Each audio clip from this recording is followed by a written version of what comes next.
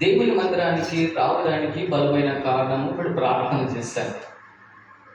ఏదంటే ఆయన మనల్ని బ్రతికించి ఉన్నాడు కాబట్టి దేవుని మందిరంలోకి వచ్చి కృతజ్ఞత స్తోత్రాలు చెల్లించి ఆయన కనపరచడానికి వచ్చాను. దేవునికి మహిమ కలుగును గాక. అంతే కదండి. ఈరోజు మనము బ్రతికి ఉన్నామంటే నీ ఆస్తో అంతస్తు కాదు. కారణము ఆయన ఉచితమైన శాశ్వతమైన కృప.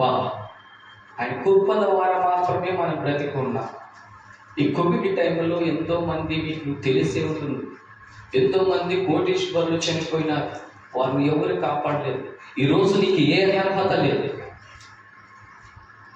డబ్బు లేదు, ఆస్తి లేదు, అందం లేదు, చట్టం లేదు, కానీ ఏ యోగ్యత లేని నిన్ను నన్ను దేవుడు పిలిచి ఉన్నాడు కాబట్టి మనం ఈరోజు బ్రతికి ఉన్నాము. హల్లెలూయా. ఈ క్షణంలో కానీ నీవు నేను ఈ క్షణంలో దేవుని సన్నిధానంలోనికి వచ్చి దేవుని మాటలు, శాశ్వతం కలిగిన మాటలు, జీవం కలిగిన మాటలు, పరలోక రాజ్యం చేర్చే మాటలు, నరకము నుండి తప్పించే మాటలను వినడానికి మనము దేవుని సన్నిధానంలోకి వచ్చినాం. హల్లెలూయా. ఈ మాటలు మనము విని విడిచిపెట్టే వారిలాగా ఉండకూడదు. ఆ మాటలు మనము మన హృదయములో దేవుని సేవకుడు, దేవుడు నాతో ఏమి మాట్లాడబోతూ ఉంటున్నాడు, నేను ఆ వాక్యం ద్వారా నా జీవితాన్ని ఎలా కట్టుకోవాలి, ఈ లోకంలో ఆ వాక్యం ద్వారా నేను ఎలా నడుచుకోవాలి అనేది మన ఒక ముఖ్య ఉద్దేశం కలిగి ఉండాలి. చాలామంది సేవకులు వాక్యం చెప్తూ ఉంటున్నప్పుడు కొంతమంది వాక్యమును బాగా చదివే వాళ్ళు, బైబుల్ ట్రైనింగ్ చేసేవాళ్ళు, చేసిన వారు కూడా ఉంటారు. జ్ఞానులు కూడా, దేవుని వాక్యంలో జ్ఞానులు కూడా ఉంటారు. కానీ దేవుని వాక్యమును సేవకుడు దైవావేశం ద్వారా, పరిశుద్ధాత్మ ద్వారా దేవుడు మాట్లాడిస్తూ ఉంటున్నప్పుడు చాలా మంది ఏం చేస్తారంటే తప్పులు వెతకడానికి దేవుని మందిరంలోనికి వస్తారు. దేవుని మందిరంలోనికి వచ్చేది నువ్వు తప్పులు వెతకడానికి కాదు, దేవుని సన్నిధానంలో దేవుడు నాతో మాట్లాడుతున్నాడు అని దేవుని అందు భయభక్తులు కలిగి మనము దేవుని వాక్యమును వినవారై ఉండాలి. హల్లెలూయా. వినడం వలన ఏమేసుకో తల్లి? విశ్వాసం కలుగుతుంది. విశ్వాసం కలుగుతుంది. నువ్వు వినుకోకుండా పెడిచోటు విన్నామంటే నువ్వు మందిరానికి వచ్చి కూడా వ్యర్థం, జీరో. నువ్వు పరలోక రాజ్యానికి ఎత్తబడాలంటే నువ్వు మొట్టమొదటిగా నీ సాక్షి జీవితం కాపాడుకోవాలి. ఈ లోకంలో క్రీస్తు ప్రేమ కలిగి నీవు ఉండాలి. ఆయన ఉద్దేశం నువ్వు నెరవేర్చాలి. అప్పుడే నువ్వు ఎత్తబడే బిడ్డగా దేవుడు నిన్ను మారుస్తాడు. నువ్వు క్రీస్తును ప్రేమ కలిగి ఉండకపోతే, క్రీస్తు మార్గంలో నువ్వు నడచకపోతే, నువ్వు చేసే ఆరాధన కానీ, నువ్వు చేసే ప్రార్థనలు కానీ ఇక్కడ చెల్లుతాయేమో కానీ దేవుని దగ్గర చెల్లవో. నువ్వు ఎంతటి వాడైనా, ఎంతటి దానివైనా నువ్వు ఇక్కడ చెల్లొచ్చు, ఈ లోకంలో చెల్లొచ్చు, కానీ దేవుని దగ్గర అందరూ ఒకటే. హల్లెలూయా. కాబట్టి మనము ఈ రోజు దేవుడు ఈ లోకంలోనికి సృష్టించడానికి, దేవుడు ఎన్నుకోవడానికి ఒక బలమైన కారణం ఉంది. ఈరోజు ఎంతో మంది అన్ని జనాంగం ఉంటున్నారు, కానీ ఈరోజు పరిశుద్ధమైన జనాంగంగా మారు మనసు పొంది, రక్షణ పొంది మీరు దేవుని మందిరంలో ఉంటున్నారంటే ఒక బలమైన కారణము దేవుని ఎడల, దేవుడు మీ ఎడల చూపుతుంటున్నాడు. ఆ కారణము ఈరోజు మనము తెలుసుకోవాలని దేవుడు హెచ్చరిస్తుంటున్నాడు. దేవునికి మహిమ కలుగును గాక. ఆమేన్. చూద్దామండి మత్తయి సువార్త కొత్త నిబంధన ఏ కారణము అనేది మనం ఒకసారి చూద్దాం.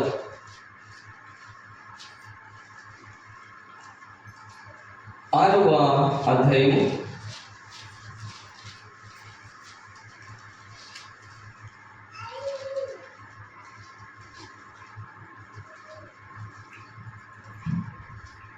9-10 వచనం చదువుకున్నాం. ఒక గట్టిగా చదవండి తల్లి.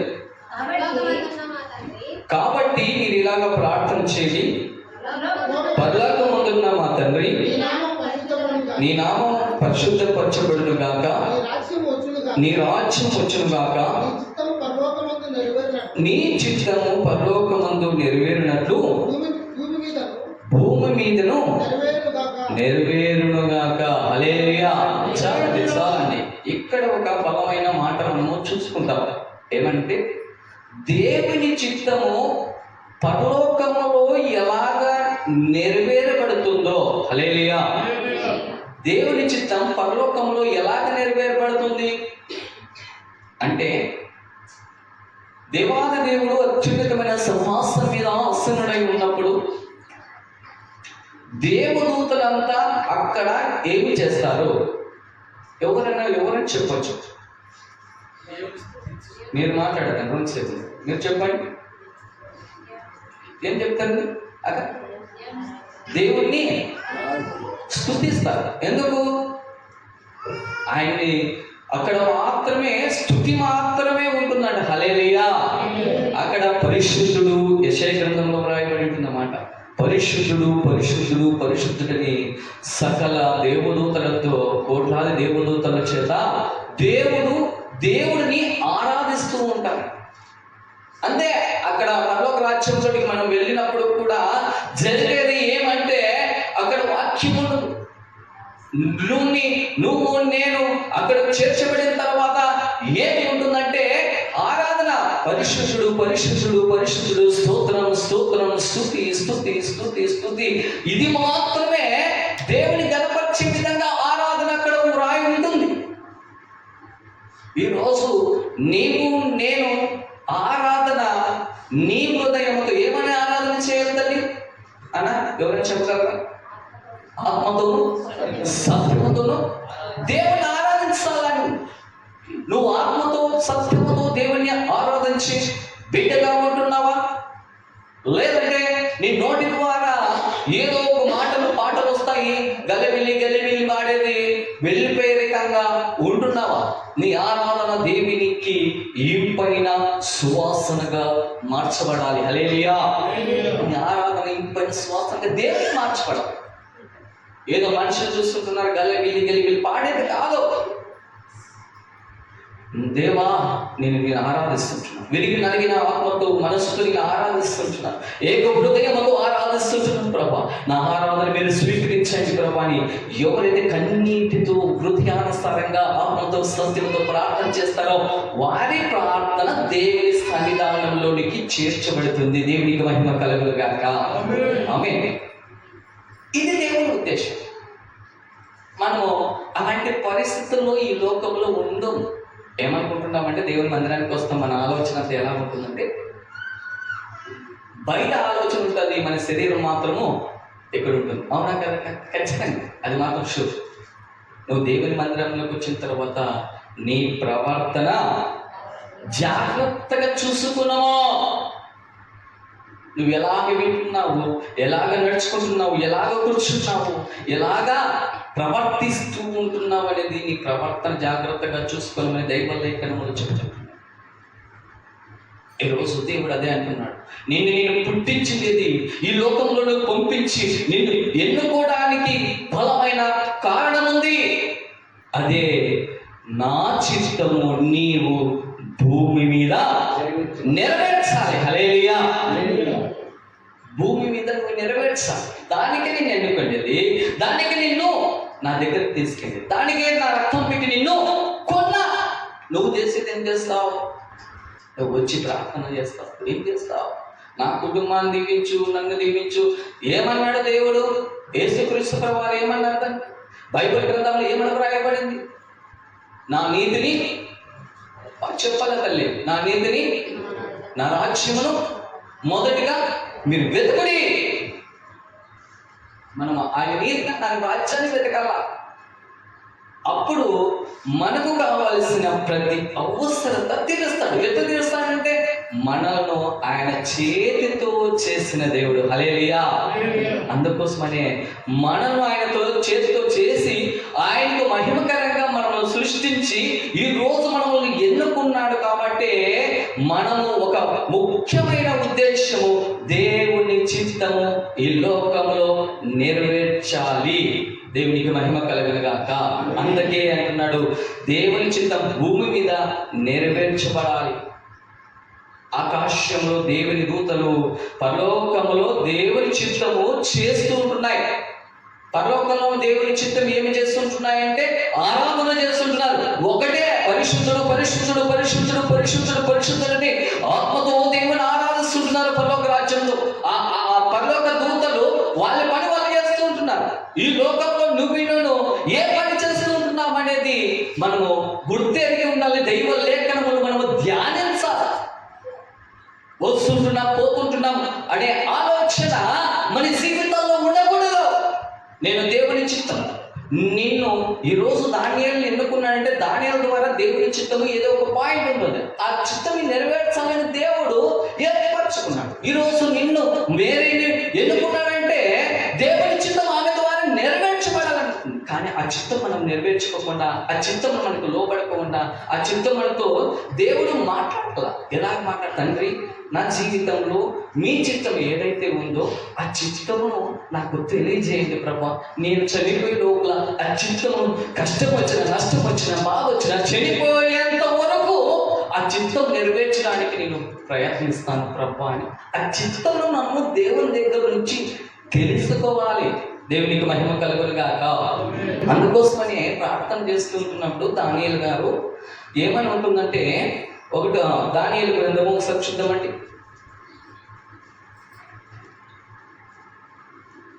10వ అధ్యాయము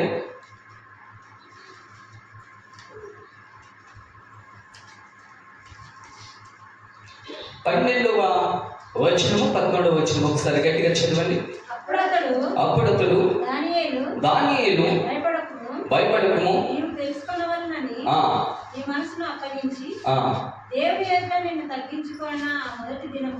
దేవుని ఎదుట తగ్గించుకొనిన ఆ మొదటి దినమున మొదలుకొని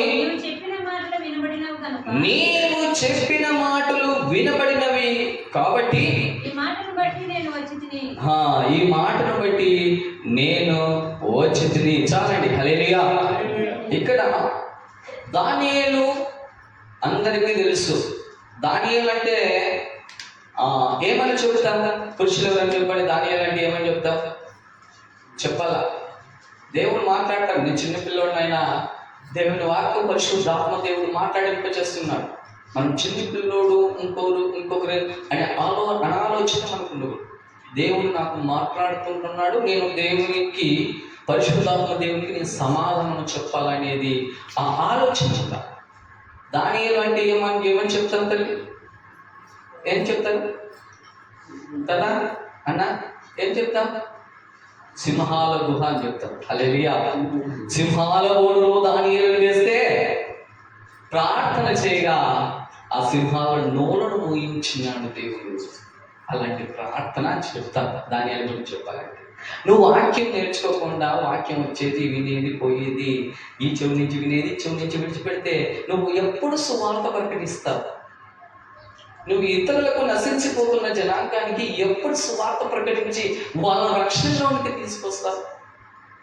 నువ్వు ఒక మాట పలకకపోతే నోటి ద్వారా పలకతే. అందుకే కీర్తనకారుడు అంటాడు, నా నోరు బాగుగా తెరువును. మన నోరు ఎప్పుడైతే బాగా తెరుస్తామో, పలుకుతుంటా ఆ మాటలు మన హృదయంలో స్థిరపరుస్తాయి. మనము మూగెద్దల మాదిరి ఇట్లా వచ్చినాం అనుకో, ఏమి చెప్పలేము. ఎవరన్నా అన్ని జనాలు అయ్యా దేవుడి గురించి 2 మాటలు చెప్పయ్యా అంటే ఏం చెప్తాము? చెప్పలే. మనకి వస్తే కదా ఫస్ట్, మనం పలకతే కదా వచ్చేది, మనం జాగ్రత్తగా వింటే కదా వచ్చేది మాట. అందుకే మనం ఎప్పుడైతే మనం జాగ్రత్తగా వింటామో ఆ మాటలు ఎప్పుడైతే పలుకుతామో అప్పుడు దేవుడు మన ఎడల ఆయన చిత్తాన్ని నెరవేరుస్తాడు. హల్లెలూయా. అందుకోసమనే దానియేలు గారు 21 రోజు ఉపవాసం ఉన్నాడు. 21 రోజు ఉపవాసం ఉన్నప్పుడు దానియేలు మోకాళ్ళు వేసి ప్రార్థన చేస్తూ ఉంటున్నాడు. మొదటి రోజునే ఎవరు ప్రత్యక్షమైనారు తల్లి? ఎవరు ప్రత్యక్షమైనారు? ఇప్పుడు చదివినారు. బాగా మీరు దేవుని జ్ఞానం పొందుకోవాలి తల్లి. దేవదూత ప్రత్యక్షమైంది. హల్లెలూయా. దేవదూత ప్రత్యక్షమైంది. ఇక్కడ దేవదూత ఎవరు? గాబ్రియేలు దూత. హల్లెలూయా. ఈ గాబ్రియేలు దూత ఎందుకు ప్రత్యక్షమైందంటే దేవుడు ఒక నిర్ణయము చేస్తాడు. దూతలను పెట్టినప్పుడు నువ్వు ఇది చేయాలా, నువ్వు యుద్ధము చేయాలంటే ఆ దేవదూత యుద్ధమే చేయాలి. ఇంకొక దూత నువ్వు శుభవర్తమానము ప్రకటించాలి అని ఆ దూతకు చెప్పినప్పుడు ఆ దూత సువర్తమానం మాత్రమే ప్రకటించాలి. ఇంకొక దూత నన్ను మాత్రమే ఆరాధించాలా అంటే ఆ దూతలు మాత్రమే ఆరాధించాలి.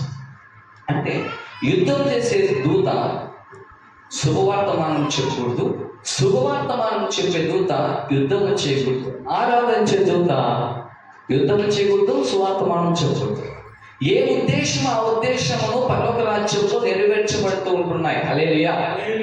ఈ లోకంలో కూడా అందుకోసమనే కదా దానియేలు ప్రార్థన చేసినాడు. మొదటి రోజునే ఆ ప్రార్థన విని గాబ్రియేలు దూతను పంపించాడు. ఎందుకు అంటే సువార్తమానము అందించడానికి నీ ప్రార్థన దేవుని సన్నిధానంలో వినబడింది. నువ్వు చేస్తుంటున్న ప్రార్థన విరిగి నలిగిన మనసుతో భయభక్తులతో నువ్వు ప్రార్థన చేస్తుంటున్నావు. ఆ ప్రార్థన దేవుని దగ్గరికి చేర్చబడింది. అందుకే నేను దేవుని సన్నిధానం నుంచి ఒక సువార్తమానం నేను తీసుకొచ్చానని గాబ్రియేలు దూత వచ్చి సువార్తమానం చెప్తుంది. హల్లెలూయా. దేవునికి మహిమ కలుగును గాక. ఆ దూత ఆ దూత దేవుని చిత్తాన్ని పరలోక రాజ్యంలో నెరవేరుస్తుంటున్నాయి. ఈరోజు మనం ఏమి చేయాలంటే పరలోక రాజ్యములో దేవుడు ఎలాగ నెరవేరుస్తుంటున్నారో భూమి మీద మనం కూడా దేవుని చిత్తము నెరవేర్చాలి. సేవకుడు దేవుని సేవ చేయాలి. హల్లెలూయా. దేవుని సేవకుడు ఏం చేయాలంటే దేవుని సేవ మాత్రమే చేయాలి. విశ్వాసి దైవ జనులుగా కొంతమంది ఎలా ఉంటారంటే విశ్వాసులు బాగా గ్రహించండి. బైబిల్ గ్రంథంలో ఒక మాట ఉంటుంది, హస్త నిక్షేపణ చేయకూడదు అని. ఏం చేయకూడదు తల్లి? హస్త నిక్షేపణ చేయకూడదు. చాలా మంది సేవకులు చేసే ప్రయత్నాలు విశ్వాసాలు చేస్తుంటారు.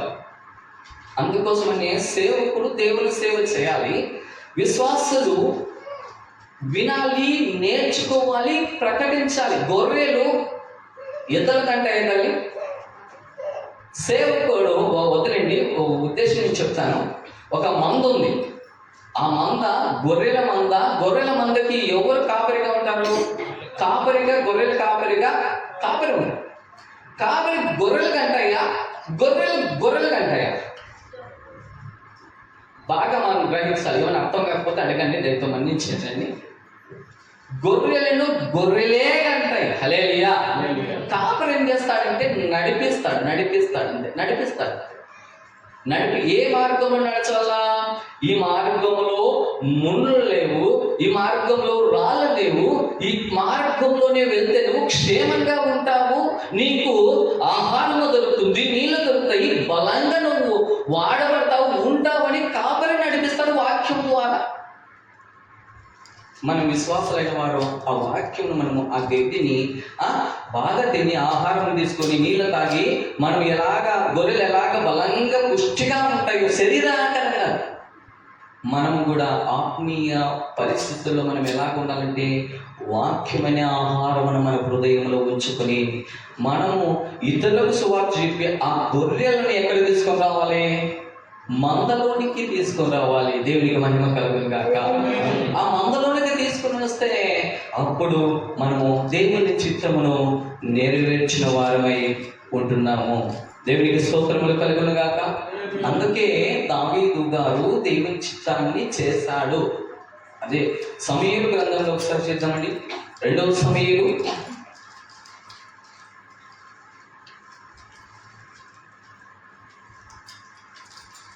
7వ అధ్యాయము 12-11 వచనం చదవండి. 2వ సమూయేలు 7వ అధ్యాయము 12. నీవు నీ పితరులతో కూడా నిద్రించిన తర్వాత నీ గర్భంలో నుండి వచ్చిన నీ సంతతిని హెచ్చించి రాజ్యమును అతనికి స్థిరపరిచెదవు. నా నామఘనత కొరకు ఒక మందిరమును కట్టించును, అతని రాజ్య సింహాసనము నేను నిత్యంగా స్థిరపరిచెదను. హల్లెలూయా. ఇక్కడ దావీదు గారు రెండు రకాలుగా దావీదు గారిని మనం చూడొచ్చు. ఒకటి, మొట్టమొదటి ఉండే స్థితి ఏముందండి? గొర్రెల కాపరిగా దావీదు గారిని చూడొచ్చు. రెండవ స్థితి రాజుగా రెండవ స్థితిలో మనం దావీదు గారిని చూడొచ్చు. గొర్రెల కాపరి నుంచి దావీదును రాజసింహాసనం ఎక్కించడానికి సమయము చాలానే పట్టింది. చాలా కొన్ని సంవత్సరాలు 10-20 సంవత్సరాల పైన పట్టిండొచ్చు. ఈ విషయంలో దావీదు సింహాసనం మీద కూర్చున్నప్పుడు, రాజుగా అభిషేకించిన తర్వాత సింహాసనం మీద అధిష్ఠించినప్పుడు దేవుని మందిరము కట్టడానికి దావీదుకు ఒక ఉద్దేశము కలిగింది. హల్లెలూయా. బాగా గ్రహించాలి మాట. దేవుని మందిరాన్ని కట్టడానికి దావీదు అనుకున్నాడు. దానికి కావాల్సిన పనిముట్లు చాలానే ఉంటాయి. ఏమేమి ఉంటాయి తల్లి? పలకాల మీద ఏమేమి ఉంటాయి? రాళ్ళు ఉంటాయి, సిమెంట్ ఉంటుంది, ఇసుక కావాలా, తర్వాత పనివారు కావాలా, మొద్దులు కావాలా, దానికి తీర్లు కావాలా, అన్నీ కావాలా. అన్నీ సమకూర్చాడు దావీదు. రాజు కదా. రాజు అంటే ఎలాగుంటాడు? గర్వముతో నుండి నేను ఈ లోకాన్ని, ఈ దేశాన్ని పరిపాలిస్తుంటున్నాను, నాకింటి ఎవరు లేరు అని అనుకునే పరిస్థితుల్లో ఆ దావీదు రాజు ఉంటున్నాడు. కానీ ఇక్కడ దేవుని చిత్తమును నెరవేర్చడానికి దేవుని ఆలోచన కలిగి ఉన్నాడు దావీదు. ఎందుకు అంటే దేవుని మందిరాన్ని కట్టించాలా, స్థిరమైన మందిరం కట్టించాలా, దాంట్లో మేమందరం ఆరాధన చేయాలని ఒక ఉద్దేశం కలిగి ఉన్నాడు. కలిగినప్పుడు జరిగిన విషయం ఏమంటున్నాడంటే దేవుడు దావీదుతో మాట్లాడుతూ ఉంటున్నాడు. హల్లెలూయా. దేవుడు దావీదుతో మాట్లాడుతుంటున్నాడు. ఏం మాట్లాడుతుంటున్నాడు? నీవు నా మందిరము కట్టడానికి వీలు లేదు. చూడండి, ఆ మాట అంటే రాజుని ఏమని అంటాం మనం? ఎవరైనా ఇప్పుడు పెద్దోళ్ళు ఉంటారు, మీరు నువ్వు కట్టొద్దన్నా అని ఒక సేవకుడు అన్నాడు అనుకో, ఏమంటాం మనం? ఇంకా అయిపోయా, సేవకునికి ఏం చేస్తాము? కర్తలు నోడతాం. కర్తలు నిజంగా చెప్తున్నాను తల్లి, నేను చిన్న వయసులోనే సేవకు సమర్పించుకున్నాను. వాక్యము చెప్పేంత మాత్రాన కాదు, వాక్యం అందరూ చెప్పొచ్చు. సేవ అంటే చావే. నిజంగా చెప్తున్నాను, నేను ఆత్మీయంగా చెప్తున్నాను. సేవకని ఎప్పుడే కానీ నాకు ఎవరు ఏం చెప్పలేదు తల్లి. సేవకని ఎప్పుడే కానీ మీరు దూషించవచ్చు. మేమందరము నేను ఒక యవనస్థగా ఉన్నప్పుడు నేను ఇష్టానుసారమైన బ్రతికాను. ఈరోజు సేవ చేస్తుంటే నిద్రలు లేవు, నాకు నిద్ర లేవు. సేవకులకి మీకు తెలియదు. ఒకరోజు ఒక ఆన్లైన్ ప్రేయర్ నేను ఇక్కడికి వచ్చానండి. ఇక్కడికి వచ్చినప్పుడు ఆన్లైన్ ప్రేయర్ పెట్టాలనేసి వచ్చినప్పుడు ఒక్కరు రాలేదు. నీ కుటుంబ సమస్యలు తీర్చబడాలంటే ప్రార్థన చేయాలా, నిద్ర మేర్కోవాలా. మనం సుఖమైన జీవితం గడుపుతూ ఉంటున్నాం. ఆనాడు ఇజ్రాయేల్ జనాంగం సుఖమైన జీవితం గడపలేదు.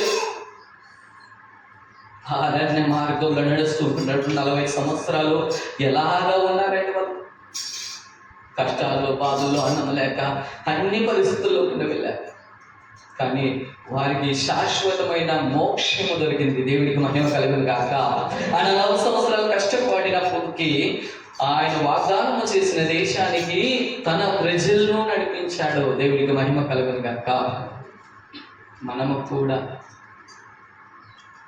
ఈరోజు సేవకులని పడేవారు ఉన్నారు, కొంతమంది ఉన్నారు. సుఖంగా నిద్రపోయే వారు కూడా ఉంటున్నారు. కొంతమంది సేవకులు కూడా యథార్థంగా ఉంటున్న వారు కూడా ఉంటున్నారు. సేవకులు ఎంత బలహీనం అయిపోయినప్పటికీ నేను నిజంగా ఇప్పుడు ఆరాధన చేసుకొని అక్కడ చూసుకొని 100లో వచ్చిన టైం అయిందేమో అని ఆ భారము సేవకులకే ఎక్కువ ఉంటుంది. సముద్రంలో ఈదొచ్చు కానీ సంఘాన్ని అస్సలు ఇవ్వలేదు. నేను మీ దగ్గర 2 కన్నులే చూసేది. ఎన్ని కన్నులు చూస్తున్నా తల్లి? 2 కన్నులు. మీరు ఎన్ని కన్నులు ఉండాలి? ఒక 50 మంది 60 మంది ఉంటారు. 60 × 2 వేసుకుంటే 120 కన్నులు అందుకే చూస్తుంది. నాకెంత బాధ ఉంటుంది, ఎంత భయం ఉంటుంది, ప్రకటించాలంటే ఎంత భయం ఉంటుంది, నేను నడుచుకునే పరిస్థితిని ఎంత భయం ఉంటుంది. ఎవరైనా గ్రహిస్తారేమో, నా సాక్షి జీవితమును ఎవరైనా హేళన చేస్తారేమో. నేను నమ్మకంగా దేవునికి సాక్షిగా బ్రతకాలి, వాక్యం నమ్మకంగా ప్రకటించాలి, దేవుని సేవ నేను చనిపోయేంత వరకు నమ్మకంగా నేను ప్రకటించాలని భారం కలిగిన సేవకులు ఉంటున్నారు. సేవకులు నువ్వు సన్మానిస్తే నీ కుటుంబాన్ని దేవుడు హెచ్చిస్తాడు. దేవునికి మహిమ కలుగును గాక. సన్మానించాలి. నువ్వు దేవుని సేవకుని ఎప్పుడైతే సన్మానిస్తావో అప్పుడు నీకు నీ కుటుంబానికి ఘనత దేవుడు చేస్తాడంట. దేవునికి మహిమ కలుగును గాక. హల్లెలూయా. అందుకోసమనే దేవుడు దావీదుతో చెప్తూ ఉంటున్నాడు, నువ్వు ఈ మందిరాన్ని కట్టొద్దు, నీ కుమారుడైన సొలొమోనుతో ఈ మందిరం కట్టబడినట్టే. అప్పుడు దావీదు ఎలాగ ఉన్నాడంటే వినయముతో సరే ప్రభువా అన్నాడు. హల్లెలూయా. ఈరోజు సేవకులు కూడా ఏదైనా మీతో మాట్లాడినప్పుడు సరే అని మనం ఎప్పుడైతే లోబడతామో మన జీవితాలు మన జీవితాలు ఆశీర్వాదకరంగా మార్చబడతాయి. దేవునికి మహిమ కలుగును గాక. అందుకే దావీదు సరే ప్రభువా నా కుమారుడితోనే నీ మందిరము కట్టిస్తానని దేవునికి లొంగిపోయాడు. దేవుని ఎడల భయభక్తులు కలిగి ఉన్నాడు. ఈ రోజుల్లో అలాంటి సేవ చేసే వాళ్ళు కూడా ఉంటున్నారు. దేవుని చిత్తాన్ని దావీదు నెరవేర్చాడు. దేవుడు చెప్పిన మాటని దావీదు విన్నాడు. కాబట్టి ఏం ప్రభువా నేను అన్ని సమకూర్చాను, నేను రాజును, నాకు ఎంత 100 మంది బట్టలు ఉన్నారు, 100 మంది సైనికులు ఉన్నారు, నేను చెప్తే ఒక ఆజ్ఞ ఇస్తే కట్టేస్తారు ప్రభువా, నువ్వు ఎంతటి ప్రభువా అని అనలేదు దావీదు. ఉజ్జియా అన్నాడంట. ఉజ్జియా దేవుని మందిరంలోకి దేవుని సేవకులు రాకమునుపు నేను ప్రభు బలు ఇస్తాను, ఆరాధన చేస్తాను, వాక్యంలో ప్రకటిస్తానని ఉజ్జియా వచ్చి దేవుని సన్నిధానంలో నేనే రాసుని అహంకారముతో ఉజ్జియా ఏం చేస్తున్నాడంటే అహంకారంతో దేవునికి బలిపీఠం వేసినాడంట. వేసినప్పుడు దేవుని మాట వినలేదు. దేవుని మాట వినకుండా ఉజ్జియా ఏం జరిగిందంటే ఆయన ఎప్పుడైతే వేశాడో ఆయన నుదిటి మీద ఏమొచ్చిందండి? కుష్ఠరోగం కలిగేదంట. దేవునితో నువ్వు ఎంతటి వాడవైనా నువ్వు లొంగాల. దావీదు రాజుగా ఉన్నప్పటికీ ఆయన లొంగిపోయాడు. ఆయన దేవుని ఎంతో భయభక్తులు కలిగి ఉన్నాడు. దేవుడు ఆయనను ఏమని మాట్లాడాడండి? నా చిత్తానుసారంగా, నా చిత్తానుసారుడు అంటాడు. అపోస్తల గ్రంథంలో సత్యం అండి ఏమని అంటాడు చూడండి దావీదుని. చూడండి అపోస్తల గ్రంథము 17:22 చదువు. దావీదును వారికి రాజుగా ఏర్పరచెను. మరియు ఆయన నేను యేషే కుమారుడైన దావీదును కనుగొంటిని. అతడు నా ఇష్టానుసారుడైన మనుషుడు. హల్లెలూయా. ఏమన్నాడండి? నా ఇష్టానుసారుడైన మనుషుడు. ఎవరు? దావీదు. ఎందుకు దావీదు ఇష్టానుసారంగా మార్చబడ్డాడంటే దేవుని వాక్యానికి, ఆజ్ఞలకు, దేవుని మాటకు లోబడి నడుచుకున్నాడు. ఆయన చిత్తాన్ని నెరవేర్చాడు. అందుకే నా దావీదు నా ఇష్టానుసారుడైన మనుషుడు నా ఉద్దేశములన్నీ నెరవేర్చినాడు. హల్లెలూయా. ఆయన ఇష్టానుసారంగా మనము బ్రతకాల. అందుకే దావీదు నా ఇష్టాను, నువ్వు నేను ఎప్పుడు అనిపించుకుంటాను నా ఇష్టానుసారంగా. ఏమన్నా దాని ఏమైనా అనిపించుకుంటామా? దేవుని ఇష్టానుసారుడు అని అనిపించుకుంటామా? వాళ్ళు మనుషులే, దావీదు కూడా మనిషే, నువ్వు నేను మనిషే. ఆనాడు కష్టాలు ఎక్కువ ఉన్నాయి, ఈరోజు సుఖాలు ఎక్కువ ఉన్నాయి. సుఖాలలో దేవుని మనము ఆరాధించలేకపోతున్నాం, మందిరానికి రాలేకపోతున్నాం. కానీ ఈ సుఖాలలో దేవుని ఆరాధిస్తే దేవునికి ఇంపైన సువాసనగా మార్చబడి నా ఇష్టానుసారుడు దానియేలు అనొచ్చు, నా ఇష్టానుసారుడు సమూయేలు అనొచ్చు, నా ఇష్టానుసారాలు మేరీ అనొచ్చు.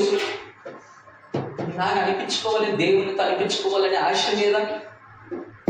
ఈ ఆశ నీకుంటే ఆశ కలిగిన ప్రాణాన్ని దేవుడు తృప్తిపరుస్తాడు. హల్లెలూయా. అందుకే దావీదుని అంటున్న నా ఇష్టానుసారుడైన దావీదు నా ఉద్దేశములని నెరవేర్చాడు. మనం ఆయన ఉద్దేశములు ఏవి కలిగి ఉన్నారో అవి నెరవేర్చే బిడ్డలుగా ఈరోజు దేవుడు మార్చునుగాక. ఆమేన్. మూడవదిగా మనము చూసుకుంటే శరీరం అనే మన ఘటమును కాపాడుకోవడమే దేవుని చిత్తము. ఒకటి బాగా మీరు గ్రహించాలి.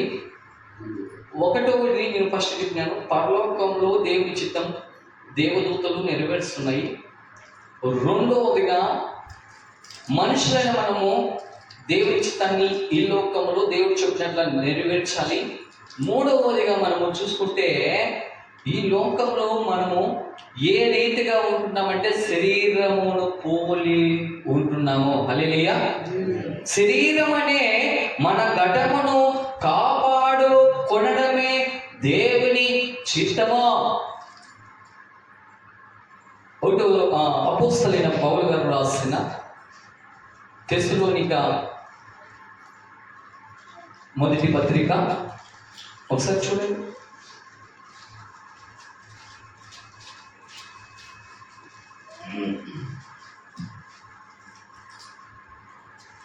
3:5 చదవండి. 3వ అధ్యాయం 3వ వచనం, 4 నుంచి 3, 4వ అధ్యాయం 3వ వచనం చదవండి.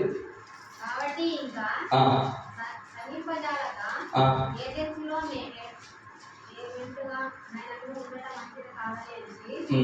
ఈ శ్రమల వలన ఎవడను కదిలిపోవడమున్నట్టు మిమ్మల్ని స్థిరపరచుటకును మీ విశ్వాస విషయమై మిమ్మల్ని హెచ్చరించుటకును మన సహోదరుడును క్రీస్తు సువార్త విషయంలో దేవుని పరిచారకుడు ఆయన తిమోతిని పంపించింది. మేము మీ యొద్ద ఉన్నప్పుడు మనం శ్రమను అనుభవించాల్సి ఉన్నదని మీతో ముందుగా చెప్తుంది కదా. చాలండి. ఇక్కడ చూడండి, తమ అంటే శరీరం అనే మన ఘటనను కాపాడుకోవడము దేవుని చిత్తమై ఉన్నది అనేది అపోస్తలుడైన పౌలు గారు తెస్సలోనికీయులకు వ్రాస్తూ ఉంటున్నాడు. ఇక్కడ ఆ మాట ఉంటుంది. ఎందుకంటే తమ ఘటనను కాపాడుకొని ఉండేటి దేవుని చిత్తము. ఈరోజు మనమందరం మారు మనసు నిమిత్తం బాప్తిసం తీసుకున్నాం. బాప్తిసం తీసుకున్న తర్వాత పరిశుద్ధాత్మ దేవుడు మన హృదయంలో ఉంటున్నాడు. ఈ పరిశుద్ధాత్మ కలిగిన జీవితంలో మనము జీవిస్తూ ఉంటున్నాం. మనల్ని ఆయన పరిశుద్ధులగుటకే దేవుడు మనల్ని పిలిచాడు. దేవునికి మహిమ కలుగునుగాక. శరీర క్రియలను, శరీర ఇచ్ఛలను చేయడానికి దేవుడు పిలిచలేదు. మనం ఈరోజు ఏమనంటాం తల్లి? మనం పరిశుద్ధులము అంటాం, పవిత్రులము అంటాం. దేవుడు పిలిచిన తర్వాత, మార మనసు పొందిన తర్వాత మనము మన రాత జీవితంలో మరలా ప్రవేశించకూడదు. ఈ జీవితంలో ఒక ఉద్దేశం, ఒక ఎగ్జాంపుల్ చెప్తాను. నేను యూట్యూబ్లో చూశానండి ఆ మాట.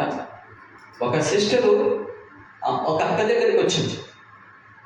అక్క నాకు ఆకలి అవుతుంది, టిఫిన్ పెట్టువా అంటే, సరే చెల్లి నువ్వు అక్కడ కూర్చో, నేను తీసుకుని వస్తాను అనేసి అక్క లోపలికి పోయి ఒక ప్లేట్లోనికి టిఫిన్ ఆహారం తీసుకొని వచ్చి పెట్టింది. పెట్టిన తర్వాత జరిగిన విషయం, ఆ ప్లేట్ చూసినప్పుడు అక్క ఏమన్నా కుక్కకు పెట్టిన ప్లేట్లో నాకు పెడుతూ ఉంటున్నావు అని. ఏమండి? కుక్క పెట్టిన ప్లేట్లో నాకు పెడుతూ ఉంటున్నావు అంటే, మన జీవితం పరిశుద్ధమైన జీవితమును కాపాడుకునేటప్పుడు కుక్క ఏం చేస్తుంది? తింటుంది, మరలా కక్కుతుంది, మరలా అదే తింటుంది. ఇది కుక్క. ఆ కుక్క జీవితం నాకు వద్దు అని అనుకోవాల. నీ జీవితము దేవుడు పరిశుద్ధమైన జనాంగంగా మార్చిన తర్వాత నీ శరీరంలో ఉండే కోరికలను నువ్వు చంపుకోవాలి. నీ శరీరాన్ని పరిశుద్ధంగా, పవిత్రంగా కాపాడుకొనుటయే దేవుని చిత్తము అంటున్నాడు. దేవునికి మహిమ కలుగునుగాక.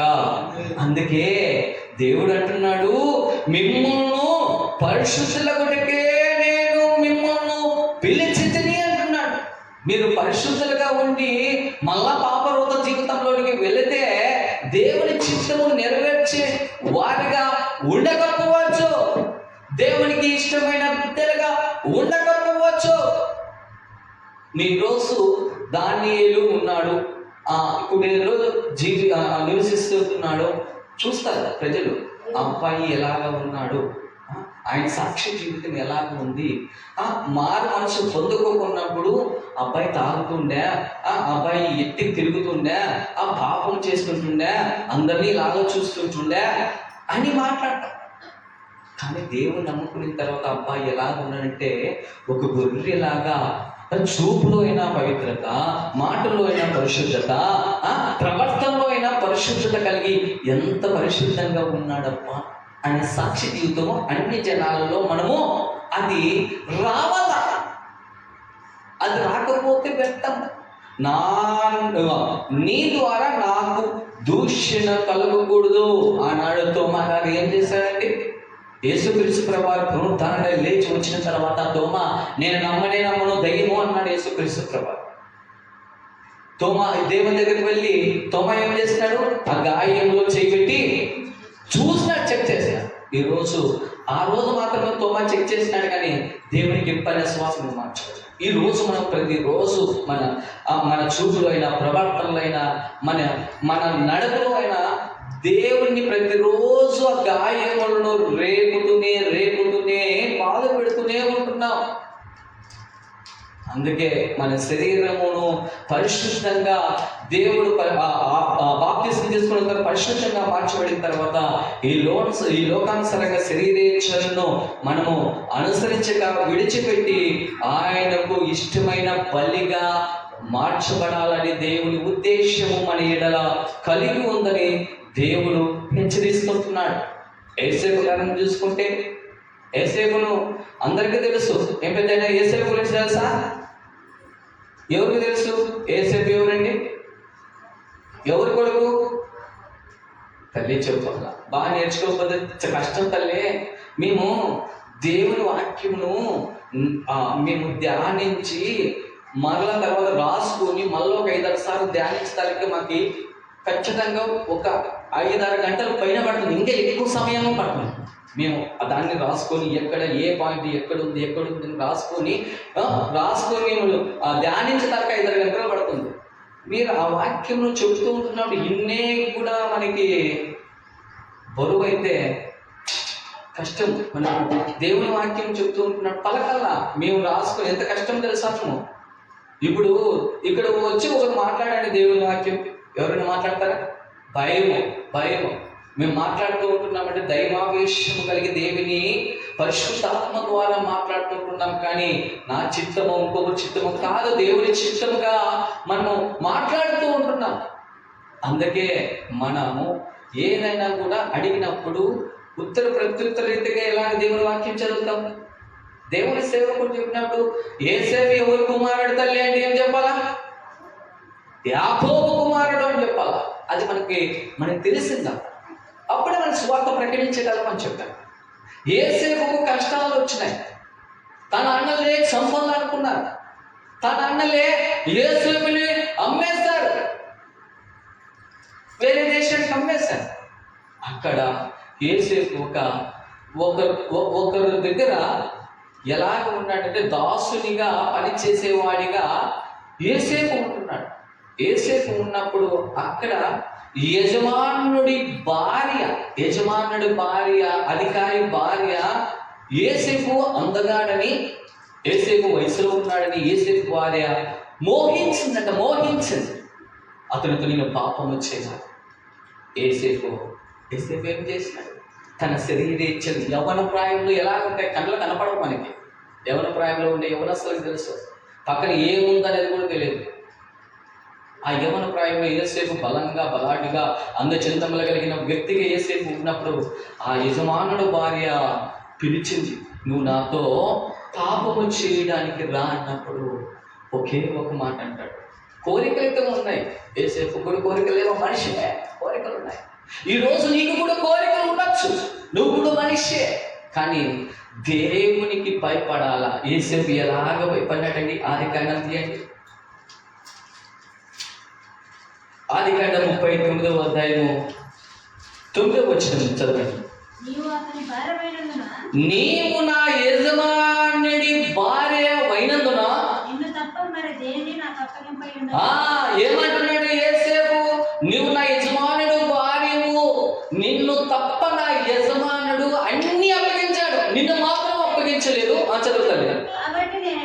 ఘోరమైన దుష్కార్యం చేసి కాబట్టి నేను ఎట్లా ఈ ఘోరమైన దుష్కారపు చేతును దేవునికి విరోధంగా పాపం కట్టుబోతున్నాను. దేవునికి విరోధంగా పాపము కట్టుకొందును అంటున్నాడు. హల్లెలూయా. చూడండి, ఒక యవ్వన ప్రాయంలో ఉన్న యవ్వనస్తుడు ఏసేపు ఇంకా పెళ్లి కాలేదు, దేవునికి ఏమంటున్నాడ, నా యజమానుడు, నీ భర్త అయిన నా యజమానుడు ఈ ఇంటిలో అన్ని నాకు అప్పగింపాడు, కానీ నిన్ను మాత్రం అప్పగించలేదు తల్లి. నువ్వు దేవునికి నేను విరోధంగా ఏ పాపము చేయను, నేను అంత ఘోర పాపము నేను ఎలా కట్టకుందును తల్లి అని ఆ పాపం నుండి పరిగెత్తాడంట. హల్లెలూయా. దేవునికి మహిమ కలుగును గాక. ఈరోజు నువ్వు వెళ్తూ ఉంటున్నావు, ఒక అందమైన స్త్రీ కనిపిస్తుంది. చాలా మంది బాప్తిసం తీసుకున్న తర్వాత చెప్పే మాట ఏం చెప్తారు తల్లి? ఏం చెప్తారు? 7 సంవత్సరాలు శ్రమలు వస్తాయంట. శ్రమలు కూడా, లేదంటే 3 సంవత్సరాలు శ్రమలు వస్తాయి, జాగ్రత్తగా బాప్తిసం తీసుకుందామని మన విశ్వాసమైన వారు శ్రమలు కూడా చెప్తారు. శ్రమలు బాప్తిసం తీసుకున్నా వస్తాయి, బాప్తిసం తీసుకోకపోయినా వస్తాయి. కానీ బాప్తిసం తీసుకొని ఇష్టమైన బిడ్డగా, దేవుడికి ఇష్టమైన బిడ్డగా బ్రతికితే ఆ శ్రమల గుండా దేవుడు విడిపించి నిన్ను ముందుకు నడిపిస్తాడు. అది మనం గ్రహించాలి. అందుకే మనము ఆ బాప్తిసం తీసుకున్నప్పుడు శ్రమలు వస్తాయంటున్నాం. శ్రమ అంటే ఈ లోకానుసారమైన శ్రమలు ఒక పక్క అయితే, మనము పాపము బాప్తిసం తీసుకోకున్నప్పుడు, దేవుని అనుసరించుకోకున్నప్పుడు మన ప్రవర్తన ఎలా ఉంటుందంటే వ్యతిరేకమైన ప్రవర్తనగా ఉంటాయి. అల్లరి చిల్లరగా తిరుగుతుంటాము, ఇంకొక ఆలోచన ప్రకారంగా తిరుగుతూ ఉంటాం. కానీ బాప్తిసము తీసుకున్న తర్వాత మనం ఎలాగా ఉండాలంటే దేవునికి మహిమకరంగా మార్చబడాలి. హల్లెలూయా. అందుకే యేసేపు గారు అంటే మనము బాప్తిసం తీసుకున్న తర్వాత ఒక పాపము వస్తుంది. ఆ పాపను మనము ఇప్పుడు యేసేపు గారు ఎలాగా దేవుని దగ్గర ఉన్నాడు అంటే దేవుని నమ్ముకున్నాడు కాబట్టి పాపము దగ్గరకు వచ్చింది. నాతో పాపం చేయనప్పుడు యేసేపు గారు ఎవరికి భయపడినాడు అంటే దేవునికి భయపడినాడు. అప్పుడు ఒక కష్టం వచ్చింది. ఆ కష్టాలే మనము జయించాలి. అప్పుడు జయిస్తేనే మనం విశ్వాస జీవితంలో మనము కాపాడుకున్న వారమై ఉంటాం. ఆ కష్టాలను జయించాల. ఇప్పుడు ఆడ ఒక డబ్బు పెట్టి ఉందండి, ఎవరు లేరండి, నేను వెళ్తూ ఉంటున్నాను రోడ్లో, అబ్బా ఆ డబ్బులు ఉన్నాయి కదా, దొంగతనం చేద్దాం కదా అని మన శరీరం ప్రేరేపిస్తుంది. అవునా కదా? ప్రేరేపించినప్పుడు మన ఆత్మ మనతో దేవుడు మాట్లాడతాడు. ఏమని మాట్లాడతాడు? నువ్వు అది దొంగతనము, అది చెయ్యద్దు నువ్వు అని మన ఆత్మ మన దగ్గర మాట్లాడినప్పుడు మన ఆత్మ మాట మనం వినం. మన ఆత్మ మాట వినక శరీరానుసారంగా పక్కన పో అనేసి పక్కన తోసేసి ఆత్మని మరలా మనపై దొంగతనం చేస్తాం. ఇది చేయకోకుండా ఉండడమే కష్టము. హల్లెలూయా. నీకు ఏదైతే దేవునికి వ్యతిరేకమైన కార్యములు నీ ముందు కనిపిస్తాయో ఆ కార్యాలు నీ శరీరం ద్వారా చేయకోకుండా ఉండి నీ శరీరాన్ని నలగొట్టుకొని ఆ శరీరము దేవునికి ఇంపైన సువాసనగా మార్చడమే దేవుని ఉద్దేశము. అదే కష్టం అంట. ఏదో బరువు మోస్తే కష్టం కాదు. బాప్తిసం తీసుకున్న తర్వాత పాపం చేయకపోవడమే కష్టమో. పాపం చేయడానికి మన దగ్గరకు వచ్చినప్పుడు ఆ పాపమును దగ్గరకు రానిగా దూరపరిచేసి దేవుని యందు భయభక్తులు కలిగి ఉండటమే కష్టము. అందుకే యేసేపు గారు పాపం చేయకుండా, స్త్రీతో పాపం చేయకుండా బయటికి వచ్చేసాడు. కష్టాలు అనిపించినప్పటికీ కూడా ఆయనను దేవుడు నమ్మకమైన బిడ్డగా మార్చున్నాడు. ఉన్నాడు కాబట్టి నమ్మకంగా ఉన్నాడు, కానీ ఒక అత్యున్నతమైన స్థానంలో ప్రధానిగా దేవుడు నిలబెట్టాడు. హల్లెలూయా. ఆ రాజ్యానికంతా ప్రధానిగా మార్చబడ్డాడు. ఈరోజు నువ్వు ఈ శరీరానుసారంగా శరీరం అనే మన ఘటమును ఎప్పుడైతే మనము దేవునికి ఇంపైన సువాసనగా మార్చుకుంటామో, ఆ శరీరంతో పాపం చేయకుండా దేవునికి లోపరుచుకుంటామో, అప్పుడు మనము ఆ దేవుని చిత్తమును నెరవేర్చుమారమై ఉంటాం. ప్రార్థన అంటే మనము ఏం చేస్తామండి? మా కాళ్ళ నొప్పులు, ఆ నొప్పులు, ఈ నొప్పులు అంటాం. అవునా కదా? ప్రార్థన అంటే మోకాళ్ళ జీవితం లేదు మనకి. ఆనాడు ఎవరు? మోషే 40 రోజులు రాత్రింపగలు అరణ్య మార్గంలో ఆ కొండపైకి పోయి ప్రార్థన చేస్తున్నాడంటే మోకాళ్ళ జీవితం కలిగి. ఈరోజు ప్రార్థన అంటే మన శరీరాన్ని ఎట్లా చేసుకుంటున్నామంట, దేవుడు వింటాంలే అని మనకు ఒక అహంకారం. ఇట్లుంటాం. నోటి ద్వారా కూడా మనం ప్రార్థన చేయలేకపోతున్నాం. మన శరీరాన్ని ఎప్పుడైతే నలగొట్టుకుంటామో అప్పుడైతే దేవుని ఇష్టానుసారము మనము నెరవేర్చిన ప్రజలమై ఉంటున్నాం అనేది దేవుడు హెచ్చరిస్తుంటున్నాడు. ప్రార్థన మోకాలు ఎప్పుడైతే నేలకు ఉంగుతాయో నీ ప్రార్థన దేవుని దగ్గరికి చేర్చబడుతుంది. హల్లెలూయా. గంటల గంటలు చేసేవాళ్ళు గుత్తిశాలలో నిజంగా అంటే నేను ఒక నాలుగైదు సార్లు గుత్తిశాలకు పోయినా. నేను ఎందుకు చెబుతుంటున్నానంటే అక్కడ ఓన్లీ ప్రార్థన స్తుతి నైవేద్యం స్తోత్రాలు మాత్రమే చెల్లిస్తారు. ఈరోజు గుత్తిశాల అంతగా అభివృద్ధి అవుతూ దేవుని సన్నిధానం, దేవుని ఆత్మ అక్కడ దిగి వచ్చిందంటే ఒకటి కారణం, మోకాళ్ళు అరిగిపోయాయి. హల్లెలూయా. మోకాళ్ళు అరిగిపోయాయి. ఒక గొప్ప దైవజనుడు ఆ మందిరంలో ఒక పక్క ఆ దైవజనుడి ఇల్లు ఉంది.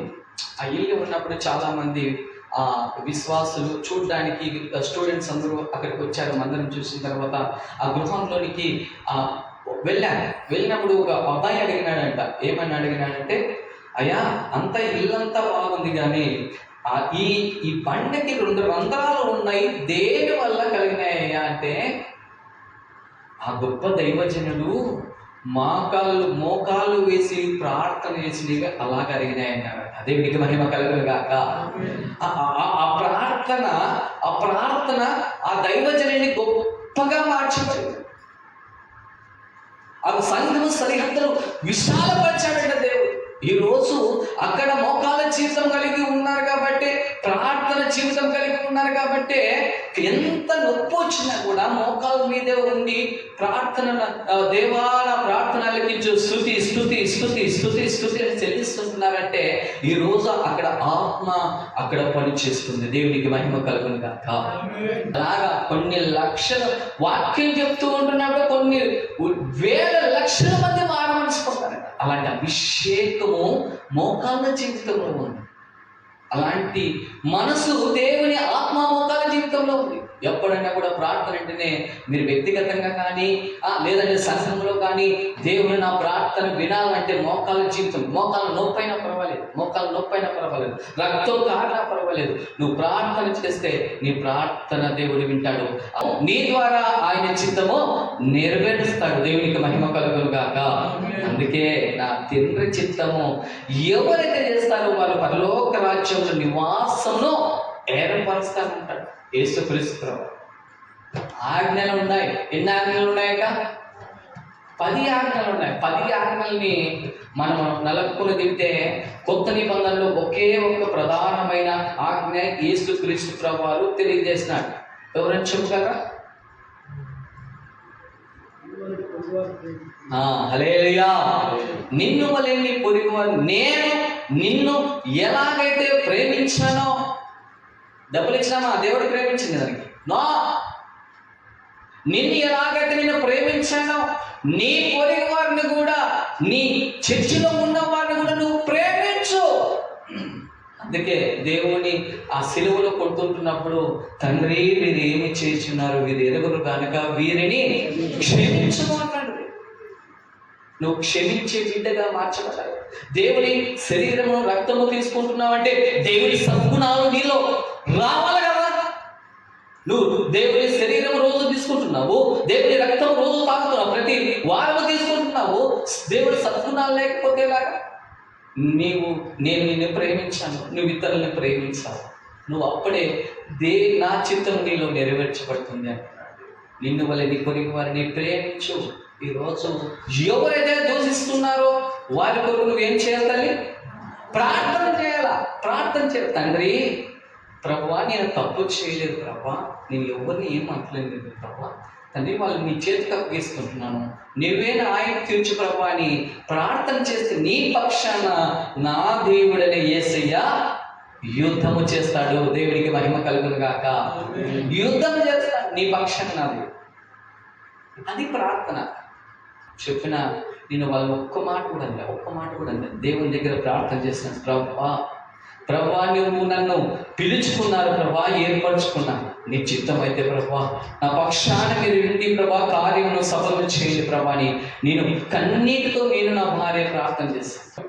ఇది దేవుని ప్రేమ. నీ శత్రువుని నువ్వు ప్రేమించడమే దేవుని ప్రేమ. నువ్వు ఈరోజు ఇది శత్రువులను దూషిస్తావనుకో, అది రగులుతూనే ఉంటుంది. అలాగే రగులు కూడా దేవుని ప్రేమ. అంటే తండ్రి వీరు ఏమి చేస్తున్నారు, వీరు ఎరుగురు కనుక వీరు క్షమించమన్నాడు, వారి ఎడల ప్రేమ చూపించాడు. ఈ రోజు లోకరక్షకుడిగా దేవుడుగా ఉన్నాడు. హల్లెలూయా. ఆయన బిడ్డలైన మనం కూడా ఆయన రాజుగా ఉన్నాడు. మనము రాజు కొడుకులుగా మనం ఉంటున్నాం. మనం ఎవరుగా మనం మార్చబడతామండి? రాజులుగానే మనము. ఆయన కొడుకు అంటే ఏమి? రాజులుగానే. ఇప్పుడు రాజు కొడుకు రాజు అవుతాడా కాదా? ఖచ్చితంగా అవుతాడు. రాజుకు ఉన్న సద్గుణాలు కొడుకులో మార్చబడాలి. అలాంటి హృదయము మనకి రావాలి. దేవునిలో ఉండే సద్గుణాలు, రక్షణ సువార్త ప్రకటించాలని దేవుడు మాట్లాడాడు, ప్రేమ కలిగి ఉండాలని దేవుడు మాట్లాడినాడు. అలాంటి హృదయము, దేవుని చిత్తము మనలో నెరవేర్చబడును గాక. ఆమేన్. అందరూ మోకరిస్తాం, చిన్న ప్రార్థన చేసుకుందాం.